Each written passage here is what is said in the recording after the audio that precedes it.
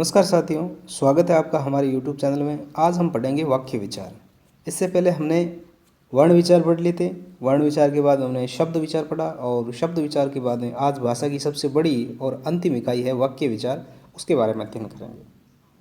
क्या होता है वाक्य विचार, कितने प्रकार के होते हैं वाक्य के भेद, और इनके संदर्भ में क्या क्या पढ़ा जाता है या इनसे संदर्भ में किस तरह के प्रश्न है वो हमें परीक्षा में देखने को मिलते हैं।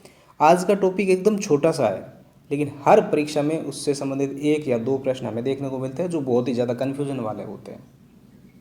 तो आज उसके बारे में हम अध्ययन करेंगे, वाक्य विचार के बारे में। तो वाक्य का निर्माण किस तरीके से होता है। सबसे पहले भाषा की जो सबसे छोटी इकाई होती है उसको हम वर्ण कहते हैं। उसको क्या कहते हैं? वर्ण कहते हैं। ये दो सार्थक ध्वनियों के मेल से बनता है। वर्ण होता है जो दो सार्थक ध्वनियों के मेल से बनता है, उसको वर्ण कहते हैं। और वर्णों के सार्थक समूह को शब्द कहते हैं। वर्णों के सार्थक समूह को शब्द कहते हैं। और जब शब्दों का सार्थक समूह बन जाता है तो वो एक वाक्य का निर्माण करता है। वो एक वाक्य का निर्माण करता है। तो वर्णों के सार्थक समूह को शब्द कहते हैं, शब्दों के सार्थक समूह को वाक्य कहते हैं। बस इन तीन स्टेप से होकर के किसी वाक्य का निर्माण होता है, किसी भाषा का गढ़ा जाता है, किसी भाषा की उत्पत्ति होती है, किसी वाक्य का निर्माण होता है। तो आज हम वाक्य के बारे में पढ़ेंगे कि वाक्य में क्या होता है, वाक्य में किस तरीके से क्या पढ़ा जाता है, क्या कर्ता होता है, क्या कर्म होता है, इसके बारे में आज हम वो अध्ययन करेंगे। वाक्य विचार। परिभाषा के संदर्भ में बात करें तो भाषा की सबसे छोटी इकाई होती है वर्ण। वर्ण जिसमें हम स्वर भी कहते हैं और व्यंजन भी होते हैं। ध्वनियों के सार्थक मेल को वर्ण कहते हैं। और वर्णों का जब सार्थक मेल बन जाता है तो वो शब्द का निर्माण करता है। जैसे कमल है, तो ये कमल है तो ल अलग वर्ण है, म अलग वर्ण है, क अलग वर्ण है। ये जब सार्थक से अर्थ देने वाले हैं, प्रतीत होते हैं, तभी इनका एक अलग अर्थ निकलता है, तो ये शब्द बन जाता है। अब इस शब्द को वाक्य में प्रयोग करते हैं तो सार्थक शब्द लेने होंगे और फिर उनका एक सेंटेंस बनाना होगा, तो उससे एक वाक्य का निर्माण होगा। तो भाषा की सबसे छोटी इकाई है वर्ण। और वर्णों के सार्थक समूह को शब्द कहते हैं तथा शब्दों के सार्थक समूह को वाक्य कहते हैं, जैसा कि मैंने पूर्व में बता दिया आपको। यानी वर्णों स्टेप होता है वर्ण, शब्द और देन आफ्टर वाक्य। चलिए, अर्थात वाक्य शब्द समूह का वह सार्थक विन्यास होता है जिससे उसके अर्थ एवं भाव की पूर्ण एवं सुस्पष्ट अभिव्यक्ति होती है। यानी जो वाक्य जो होता है, क्या होता है? शब्द समूह का एक सार्थक अर्थात से अर्थ देने वाला, से अर्थ देने वाला, सार्थक का मतलब से अर्थ देने वाला शब्द समूह का विषयार्थक विन्यास होता है जिससे उसके अर्थ एवं भाव की पूर्ण एवं सुस्पष्ट अभिव्यक्ति होती है। यानी वाक्य में क्या होता है? शब्दों का ऐसा समूह होता है जो एकदम सार्थक अर्थ देने वाला होता है। तो उससे क्या होता है? उसके अर्थ एवं भाव की पूर्ण एवं अभिव्यक्ति हो जाती है हमें कि हाँ, ये वाक्य इस संदर्भ में ये कहना चाहता है इस शब्दों के माध्यम से। अतः वाक्य में आकांक्षा, योग्यता, आसक्ति एवं क्रम का होना आवश्यक है। यानी क्रम के बिना वाक्य किसी काम का नहीं है। चलिए आगे है वाक्य के अंग। कितने प्रकार के होते हैं वाक्य के अंग? सामान्यतः वाक्य के दो अंग माने जाते हैं, जिसमें एक उद्देश्य होता है और दूसरा विधेय आता है।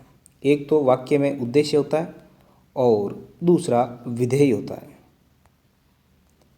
दूसरा विधेय होता है। चलिए, क्या होता है उद्देश्य? उद्देश्य के बारे में हम अध्ययन करते हैं। उद्देश्य, वाक्य में एक तो उद्देश्य होता है और एक विधेय होता है। अब इस उद्देश्य और विधेय से संबंधित जो हमारे पूर्व में रीट परीक्षा हुई थी उसमें एक प्रश्न आया हुआ है। प्रत्येक एग्जाम के अंदर एक प्रश्न आया हुआ है और सबसे ज़्यादा लोगों को कन्फ्यूजन करने वाला प्रश्न माना जाता है। तो इसके बारे में इस एक छोटे से वीडियो को देखने के बाद में आपका वो कन्फ्यूज़न दूर हो जाएगा और एक नंबर आपके एकदम पक्का हो जाएगा। तो इस वीडियो को ज़्यादा से ज़्यादा शेयर करें और पूरा देखें, शुरू से अंत तक पूरा देखें, ज़्यादा बड़ा नहीं है, इस वीडियो को ज़्यादा से ज़्यादा देखें। उद्देश्य क्या होता है? वाक्य में कुछ होते हैं जैसे कर्ता है और कर्म है और क्रिया है और उसके अलावा पूरक जो वाक्य होते हैं, पूरक जो कर्म है, पूरक जो उपवाक्य होते हैं। तो इसमें क्या होता है, वाक्य 3 सेंटेंस से होकर के गुजरता है। तो वाक्य के अंदर ये इतना भाग है कर्म और क्रिया का, ये अलग होता है, और कर्ता का भाग है अलग होता है। तो वाक्य के अंदर जो कर्ता होता है उसे ही हम उद्देश्य कहते हैं, उसे हम उद्देश्य कहते हैं। ठीक है, जिसके संबंध में वाक्य में कहा जाता है, यानी जिसके बारे में वाक्य में कहा जाता है उसे उद्देश्य कहते हैं। अतः कर्ता ही वाक्य में उद्देश्य होता है, यानी जो कर्ता होता है वो वाक्य में उद्देश्य होता है, ये ध्यान रहे। किंतु यदि कर्ता कारक के साथ उसका कोई विशेषण हो तो जिसे कर्ता का विस्तारक कहते हैं, उद्देश्य के ही अंतर्गत आता है। अब क्या होता है, एक तो हमें देखने को मिलता है किसी वाक्य में कि कर्ता, क्रिया, क्रम, ठीक है। उसके अलावा वाक्य में ये देखने को मिलता है कि इस वाक्य का उद्देश्य कौन सा है, तो सीधा बता देते हैं कि ये कर्ता है, वो उद्देश्य है। अब कभी कभी ये देखने को मिलता है, जैसा कि पीछे के एग्जाम आया हुआ था, कि उद्देश्य का विस्तारक बताएं। अब यहाँ थोड़ी सी दिक्कत हो जाती है। सबसे पहले तो हमें ये ध्यान होना चाहिए कि उद्देश्य किसे कहते हैं। तो जब हमें उद्देश्य का पता हो जाता है तो विस्तारक के बारे में थोड़ा भी हमें पता चल जाता है। तो विस्तारक का अर्थ होता है जो विशेषता बताता, जो विशेषता बताता हो किसकी, चाहे उद्देश्य हो चाहे विधेय हो। विस्तारक हर जगह लगता है, उद्देश्य में लगता है, विस्तारक विधेय में भी लगता है। तो इसमें क्या है कि उद्देश्य की जो विशेषता बताता है, उद्देश्य की जो विशेषता बताता है, जो विशेषण के रूप में प्रयुक्त होता है, वो विस्तारक होता है। वो क्या होता है, विस्तारक होता है। बस ये चीज़ ध्यान रखनी है हमें। उद्देश्य कर्ता होता है, कर्ता की जो विशेषता बताता है वो विस्तारक होता है, अर्थात उद्देश्य का विस्तारक विशेषण, अर्थात जो कर्ता की विशेषता बताता है वो उद्देश्य का विशेषण होता है, विस्तारक होता है। उदाहरण के रूप में आप देखें तो मेरा भाई प्रशांत धार्मिक पुस्तकें अधिक पढ़ता है। तो यहाँ प्रशांत है वो क्या है, कर्ता है। ये तो प्रशांत तो करता है। पूरे वाक्य के संदर्भ में और 2 भागों के संदर्भ में बांट के देखें वाक्य को, तो मेरा भाई प्रशांत ये तो है उद्देश्य। केवल उद्देश्य की पूछे तो ये इतना होगा उद्देश्य, मेरा भाई प्रशांत, और बाकी जो बचे वो विधेय होगा। ठीक है, और अगर इसमें ये पूछ ले कि इस वाक्य में उद्देश्य का विस्तारक कौन है, तब इसमें हमें यह करना है कि जैसे प्रशांत है वो उद्देश्य है और उद्देश्य का जो विस्तारक है ये मेरा भाई है, यानी ये है वो विशेषण है, ये विशेषता बता रहा है प्रशांत की। तो ये बात आपकी समझ आ गई होगी बहुत अच्छी तरीके से, और इसको बहुत अच्छी तरीके से अपने जहन में, अपने दिमाग में बिठाना है। चलिए आगे है विधेय। अब कर्ता हो गया उद्देश्य, कर्म और क्रिया, ये जो पीछे जितने भी बचते हैं ये सारे विधेय है, ये सारे विधेय है।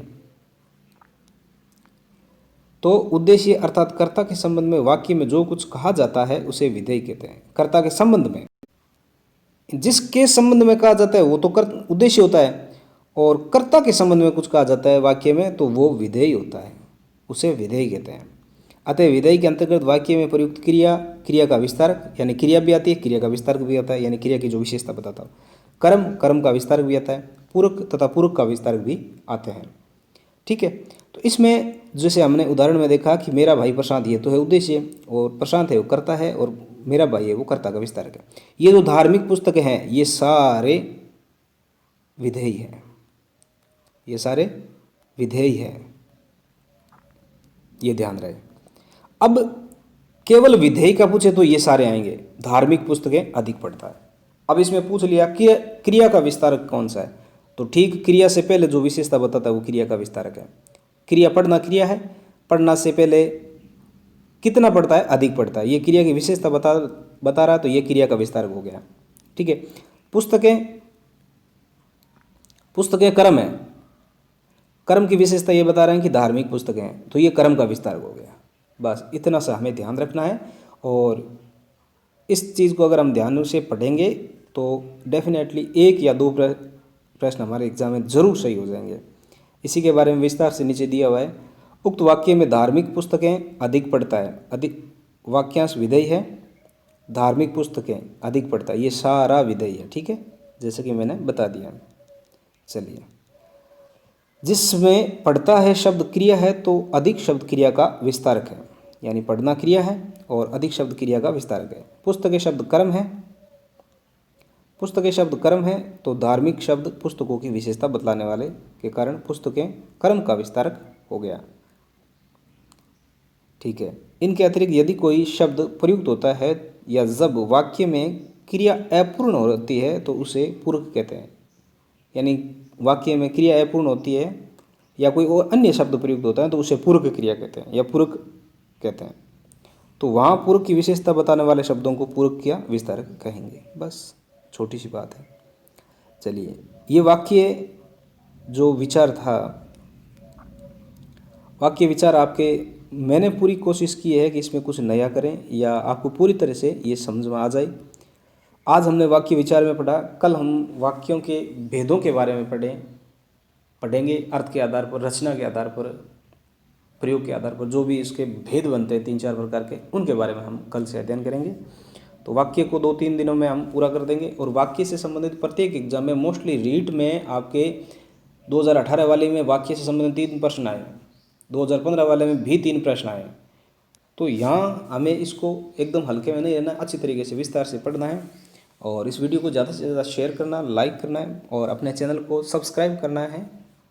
और कोई अमूल्य उचित राय हो तो कमेंट बॉक्स के माध्यम से मुझे ज़रूर प्रेषित करें। मिलते हैं अगले वीडियो में, तब तक के लिए नमस्कार, जय हिंद।